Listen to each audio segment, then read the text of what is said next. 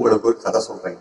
ஒரு ஊர்ல ஒரு குரங்கு, அந்த குரங்கு தான் பஞ்சாயத்து தான். அது அந்த ஊர்ல 2 பூனை அது எங்கேயோ அடைஞ்சு ஒரு அப்பத்தை எடுத்துட்டு வந்து அந்த அப்பத்தை பங்கு வைக்கிறதுக்குள்ள அவங்க 2 பேருக்கு ஒரு எண்ணம், சரி நம்ம குரங்கு கிட்ட எடுத்துட்டு போய் கொடுத்தோம்னா அவங்க சரியா பங்கு வச்சு கொடுப்பாங்க அப்படின்ட்டு குரங்கு கிட்ட எடுத்துட்டு போய் கொடுத்து அந்த குரங்கு என்ன பண்ணிச்சு, இருங்க உங்களுக்கு தெரிஞ்ச கதை தான், இது எங்க முடியுதுன்னு பாருங்க. அந்த குரங்கு என்ன பண்ணுச்சு, ரொம்ப நேர்மையா ஒரு தராசு ஒண்ணு எடுத்துட்டு வந்து அந்த அப்பத்தை 2 பாதியா பிரிச்சு ஒவ்வொரு பாதியையும் ஒவ்வொரு தட்டுல வச்சது. ஒரு தட்டுல அப்பம் கொஞ்சம் பெருசா இருந்தனால அந்த தட்டு கீழே போச்சு. குரங்கு என்ன செஞ்சிச்சுன்னா அந்த அப்பத்தை எடுத்து கடிச்சிட்டு அதை தின்னுட்டு அந்த மிச்சத்தை அந்த தட்டுல வச்சு, இப்ப இந்த முதல்ல வச்சு துண்டு இருக்க அந்த தட்டு கீழே வந்தது. இப்ப குரங்கு என்ன பண்ணுச்சு, அந்த தட்டுல இருக்கிற துண்டை எடுத்து கடிச்சு தின்னுட்டு அந்த தட்டுல வச்சது.